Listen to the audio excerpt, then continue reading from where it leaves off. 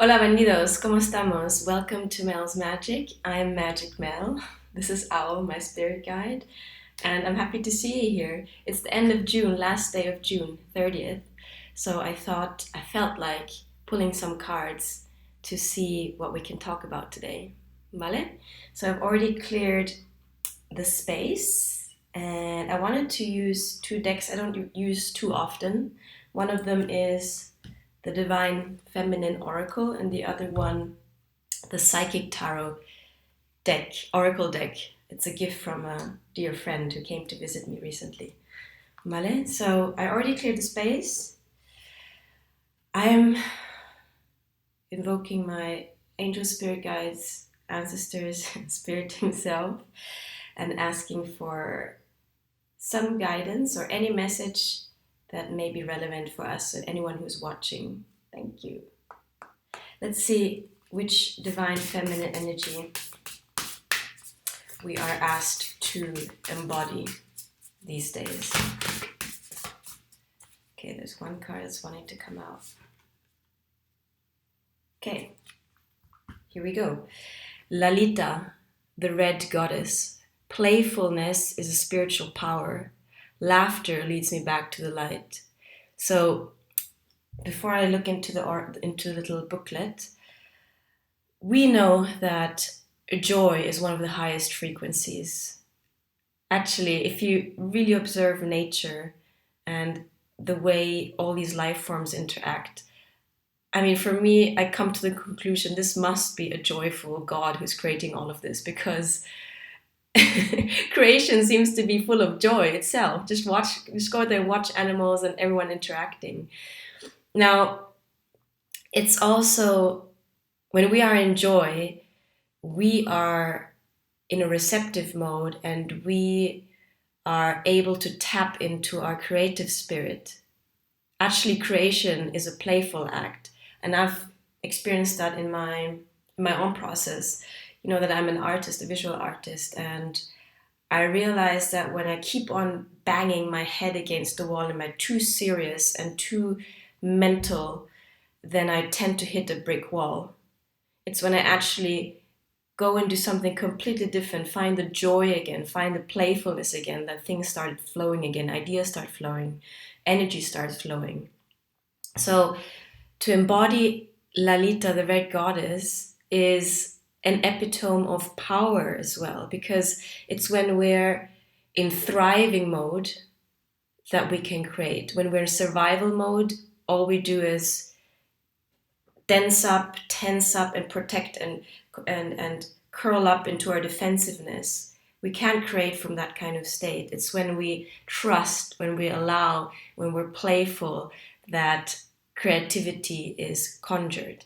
No? And laughter is one of the big icebreakers as well. No? Have you ever had the situation where maybe with colleagues or in a work scenario, you're kind of headbutting and things are becoming really serious?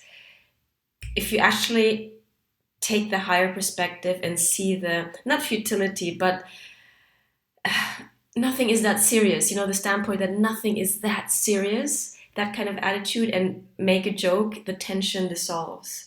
So I like to remind myself every day also, Melanie, come what may, challenges are always there. There's always something pulling at your time, at your energy, at your attention. But at the end of the day, higher perspective, don't take yourself too seriously, because then we narrow, we go into tunnel vision.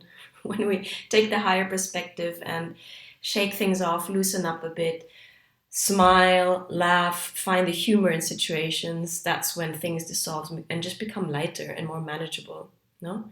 And help it, and that's when we can access the bigger picture. Joy, I keep on telling myself and friends, joy is the way. Maintain and nourish the frequency of joy. Do whatever brings you joy, and all of your cells will vibrate at that frequency. And for one, keep off, how do you say, enfermedades, illnesses, because when you're vibrating at a high frequency, no illness can actually attach to you, or less likely to attach to you. You're a magnet, because the joyful frequency attracts abundance, attracts more of the same frequency. And yes, you're able to tap into your creative powers because you're not focusing on pure survival. You're actually in creator mode. Ba? So let's see what the booklet has to say. Un momento, I need to look this up. 88. I count in German, by the way. I don't know, it's like the German chip in me is for counting. People ask me what language I dream in. I think it's English mainly. Bueno, listo? 1 second, my nose itchy. Lalita, the red goddess. Who she is? Lalita represents the spontaneity that graces a heavy moment and reminds us that joy is a powerful spiritual practice. Lalita Tripura Sundari is a Hindu deity known as the Red Goddess because of her connection to desire. And if you're familiar with Abraham Hicks, our desires are a co-creative act of the universe. It's through our desires that we co-create and manifest and keep on adding to creation. So desire is not something to be avoided or rejected, but to be followed. Because if we truly follow our heart's desire, that's when we are in alignment with Source and we help the expansion of the universe. Okay, so Lalita is often depicted sitting on a lotus with 16 petals, known as the fulfiller of all desires. I like this booklet because it always explains the background of these divine goddesses and energies. So she's holding a golden bow that represents the mind and 5 golden arrows that represent the 5 senses. And the ancient devotional text dedicated to her, the Lalita Sahasranaman, is a list of her 1,000 names that fulfills all of the desires of a devotee simply through its recitation. One of Lalita's many names is she who plays. The Sanskrit word lila means divine play. What a beautiful name, no? Lila. Lalita loves when her devotees are able to move beyond dualities to the point where we are not separate from what we desire. There we go. Often we block our own desires by our own limiting beliefs, doubts, and fears. Once we get into receiving modes, our desires naturally manifest, effortlessly manifest. Lila loves puja, a ritual worship, for this reason, because it moves us from out of our ideas and thoughts of the divine and into our hearts, where we can experience the divine directly. Our connection to Source, through our inner being, is via the heart, the most powerful organ. Where am I? Lalita is known for spontaneity and for liberating her devotees with joy.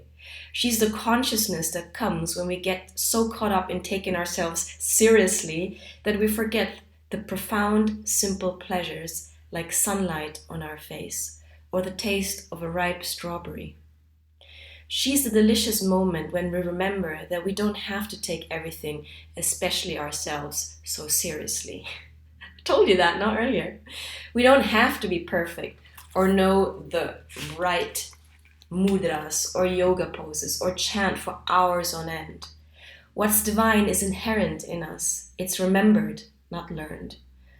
You know, our inner being recognizes what truly resonates for us. That's when we feel attracted to something, is because something out there resonates with our core truth. No? And it's not about, as it says, it's not about learning in as much as it is about remembering our truth, remembering our true connection with the divine. So, when your soul selects her card, answers arrive from disengaging with the energy that created the problem or question to begin with. You know, I think Einstein has a famous quote: you cannot solve the problem from the same paradigm of the problem. You literally have to rise above it. No? We so often hold tight to what we desire with a grip that actually inhibits it from arriving. And that grip usually comes from a mentality of lack and of fear. And we often take the soul by the collar and demand to know an answer right here, right now. But when a desire is an imperative, there's an inability to be playful, imaginative, and childlike with how and when that desire will arrive. I always say, ask and you shall receive, and act as if it's already given.